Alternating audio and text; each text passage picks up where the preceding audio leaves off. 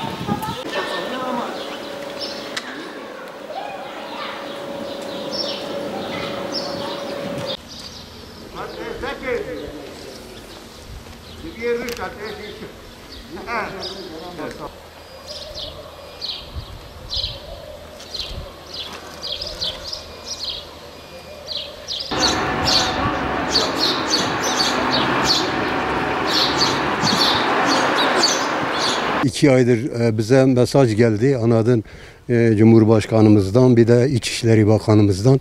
Onların nazaren hiç evden çıkmadık. İşte bugün bizi ettiler, onun için çıktık, gezmeye başlıyoruz. Valla mutluyuz. Niye? Hiçbir şeyimiz yok, mutluyuz. Yalnız kardeşime söyleyeyim, bundan bir sene evvel anladın bu ameliyatı geçirmişim, prostat.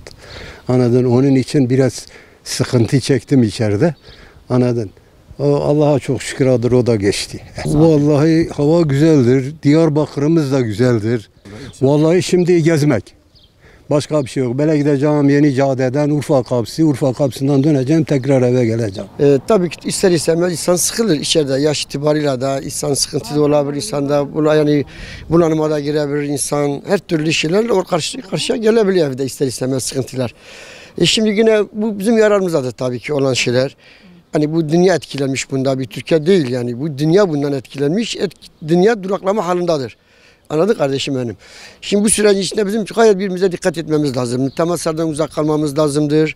Yani devlet bize yararlı şeyleri dediği zaman biz ona uygulamamız zaman bizim için daha faydalı, daha yararlı şeylerdir bunlar. Tabii dışarı tabii ister istemez insan bir hava alıyor, bir rahatlığı, bir hava teneffüsü değil. Bir an olmasın insanları az çok olsa görebiliyor. Tabii bunlar bizim de yararımızdadır. Bir stres atmış oluyor.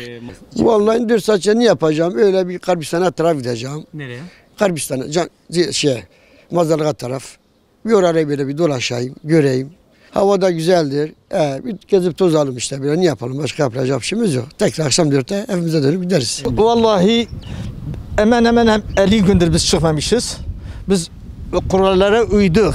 Biz dedik yasaktır, yasaktır. Biz de evde kaldık. Çıkamadık. Şimdi Cumhurbaşkanımız izin verdi, dedi 4 saat size izin.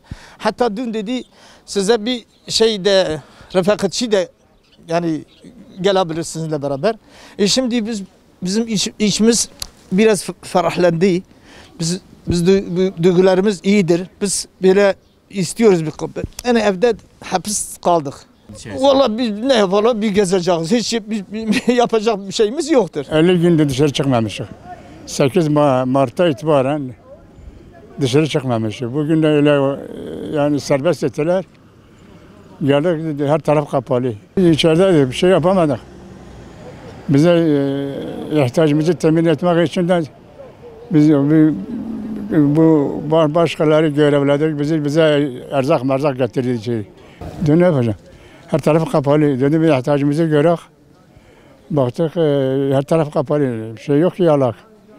Geldi bir de biraz havalılar tekrar içeri gireceğiz. Ne yapacağız? Bende Pakistan hastalığı var. Bu sol tarafında titreme var efendim. Buna rağmen dışarı çıktık hava almak için.